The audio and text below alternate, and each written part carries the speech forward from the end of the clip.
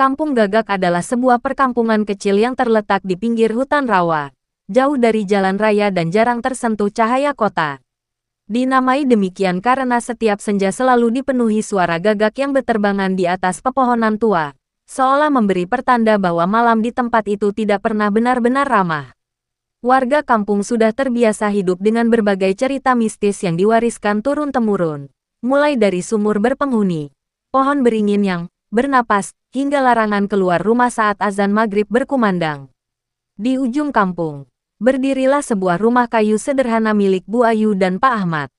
Mereka dikenal sebagai keluarga yang baik dan tidak pernah mencari masalah dengan siapapun. Anak mereka satu-satunya, seorang bocah kecil berusia 7 tahun, adalah sumber kebahagiaan di rumah itu.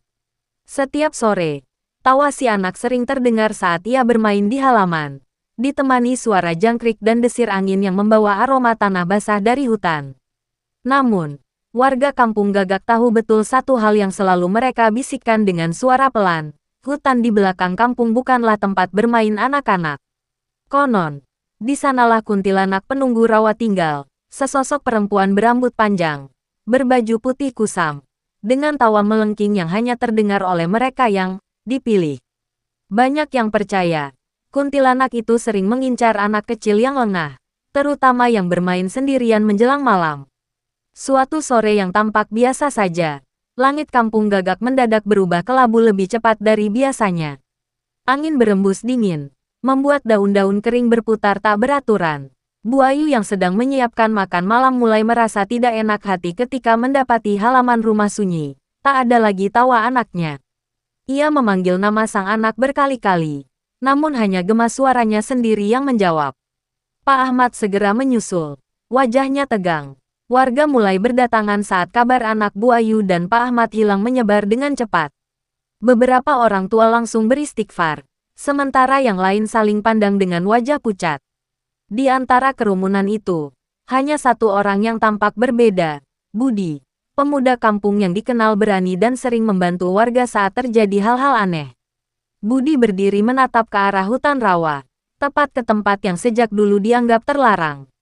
Dari kejauhan, terdengar suara tawa perempuan yang samar, disusul lengkingan gagak yang memecah keheningan. Saat itulah, firasat buruk menyelimuti kampung Gagak, bahwa malam ini, kuntilanak tidak hanya sekadar menampakkan diri, tetapi telah membawa pergi sesuatu yang sangat berharga. Dan pencarian mengerikan pun akan segera dimulai. Malam turun di kampung Gagak seperti kain hitam yang diseret perlahan, menutup semua cahaya. Lampu-lampu rumah dinyalakan lebih awal dari biasanya. Namun entah kenapa sinarnya terlihat redup, seolah ditelan kabut tipis yang mulai merayap dari arah rawa. Warga berkumpul di depan rumah Bu Ayu. Sebagian membawa senter, sebagian lagi hanya berbekal obor bambu dan doa yang tak putus dari bibir mereka. Tangis Bu Ayu pecah, memeluk baju kecil milik anaknya yang ditemukan tergeletak di tepi kebun belakang.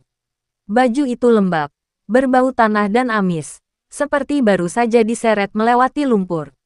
Pak Ahmad mengepalkan tangan, rahangnya mengeras menahan amarah dan ketakutan yang bercampur menjadi satu.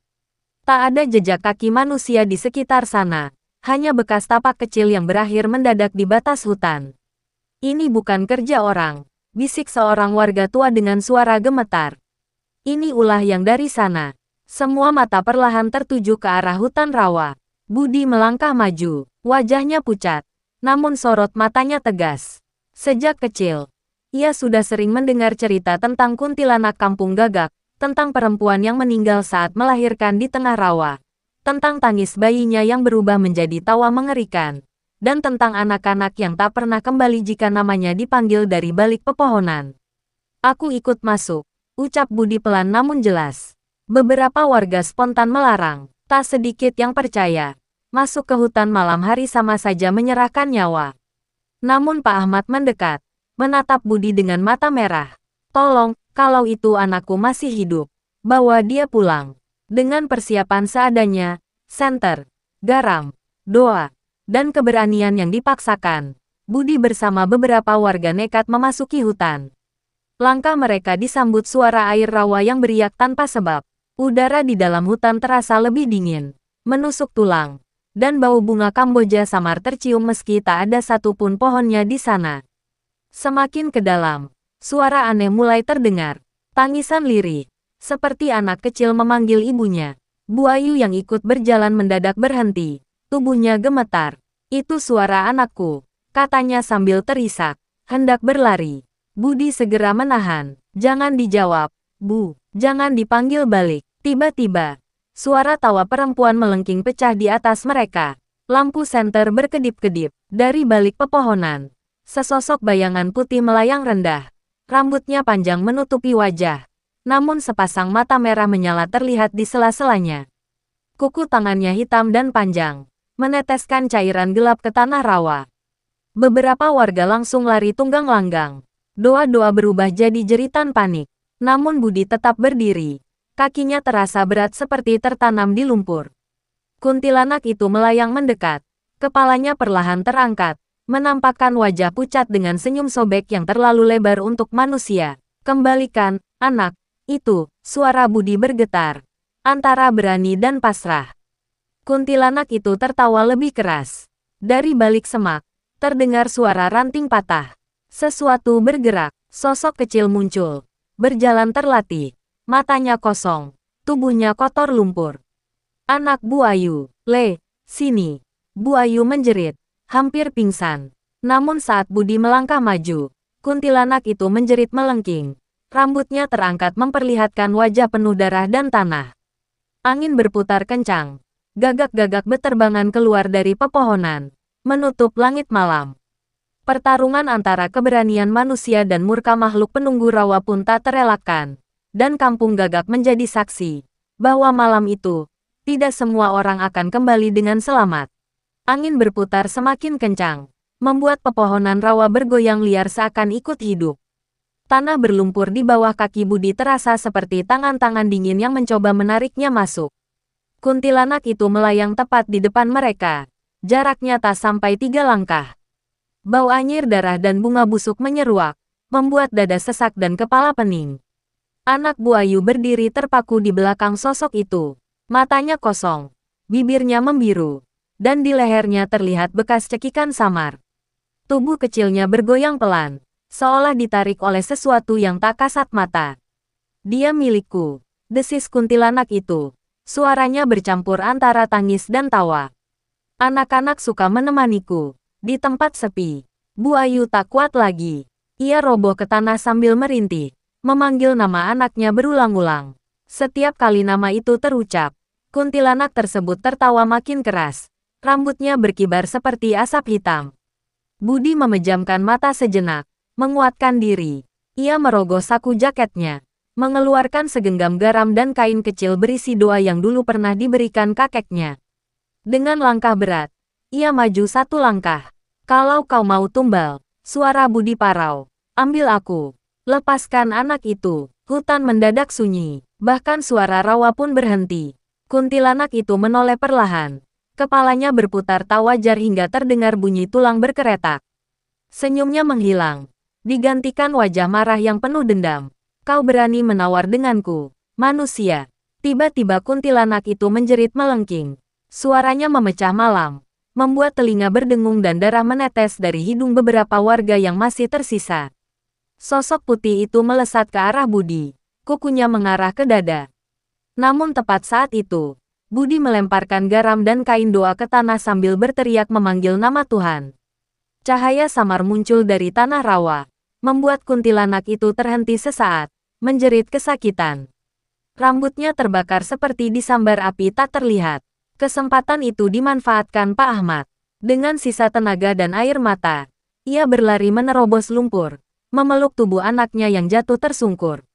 Tubuh sang anak dingin, namun dadanya masih bergerak pelan. Kuntilanak itu mengamuk. Ia melayang tinggi, lalu menghantam tanah dengan keras. Rawa bergolak, air hitam muncrat ke segala arah. Pohon-pohon tumbang, dan dari kegelapan terdengar banyak suara tangisan. Seolah arwah-arwah lama ikut terbangun. Tak ada yang pergi tanpa izinku. Angin menghantam Budi hingga tubuhnya terlempar dan menghantam batang pohon. Pandangannya berkunang. Dadanya terasa perih. Dalam samar penglihatannya, ia melihat kuntilanak itu mendekat lagi. Kini wajahnya rusak. Rahangnya terbelah. Matanya hitam pekat tanpa cahaya. Namun sebelum makhluk itu mencapai mereka, terdengar suara azan dari kejauhan. Suaranya lirih, tapi nyata. Kuntilanak itu menjerit keras. Tubuhnya bergetar seperti terbakar dari dalam. Ia mundur perlahan, menatap anak buayu dengan tatapan penuh benci. Ini belum selesai, bisiknya. Kampung ini, sudah kutandai. Dengan jeritan terakhir yang menusuk jiwa, kuntilanak itu menghilang ke dalam rawa, menyisakan keheningan yang menyesakkan. Warga yang tersisa segera membawa anak buayu keluar dari hutan. Malam itu mereka selamat, namun tidak sepenuhnya. Keesokan paginya, anak itu terbangun. Ia hidup, tapi tak pernah lagi berbicara. Setiap malam, ia menatap jendela dan tersenyum kecil, seolah melihat seseorang melayang di luar sana. Dan Budi, sejak malam itu, sering terlihat berdiri sendirian di tepi rawa saat senja. Matanya kosong, wajahnya pucat. Beberapa orang bersumpah melihat bayangan perempuan berambut panjang berdiri tepat di belakangnya, membelai pundaknya dengan lembut. Di kampung Gagak, suara tawa perempuan masih sering terdengar saat malam tiba. Dan warga tahu, kuntilanak itu tidak benar-benar pergi. Sejak malam itu, kampung Gagak tak pernah benar-benar kembali seperti dulu. Meski anak buayu berhasil pulang, tawa cerianya hilang bersama gelapnya rawa. Ia tumbuh dalam diam, menolak bermain saat senja, dan selalu menutup telinganya setiap kali mendengar suara Gagak melintas di atas atap rumah. Jika malam terlalu sunyi, ia akan berbisik sendiri, seolah berbincang dengan seseorang yang tak terlihat. Buayu sering terbangun di tengah malam, mencium aroma bunga Kamboja yang menyusup dari celah jendela. Saat ia menoleh keluar, ia melihat bayangan perempuan berdiri di bawah pohon, rambut panjang menutupi wajah, gaun putihnya basah dan berlumur tanah. Ketika Buayu memejamkan mata dan berdoa, bayangan itu lenyap, namun suara tangisnya tertinggal sampai fajar. Pak Ahmad memilih menutup akses ke hutan rawa. Papan-papan peringatan dipasang, namun satu persatu patah dan jatuh tanpa sebab. Tak ada warga yang berani memperbaikinya. Mereka tahu, ada wilayah yang memang tak pernah ingin disentuh manusia. Tentang Budi, keberaniannya dikenang, tapi juga ditakuti. Ia selamat, namun sebagian dirinya tertinggal di malam itu. Rambutnya memutih lebih cepat dari usianya, dan setiap senja ia akan berjalan ke tepi rawa, berdiri mematung hingga azan berkumandang. Beberapa orang bersumpah melihat Budi berbicara dengan bayangan perempuan yang melayang rendah di atas air, seolah mereka saling mengenal. Tak lama kemudian, satu persatu anak di kampung Gagak mulai bermimpi hal yang sama. Seorang perempuan memanggil nama mereka, menawarkan permainan di tempat yang dingin dan sunyi. Sejak itu, tak ada lagi anak yang diizinkan keluar rumah saat maghrib. Warga akhirnya sepakat, kampung Gagak bukan lagi sekadar tempat tinggal, melainkan perbatasan antara dunia manusia dan dunia yang tak kasat mata. Dan kuntilanak penjaga rawa akan selalu menagih perhatian, keberanian, atau nyawa, jika ada yang lupa pada larangan lama.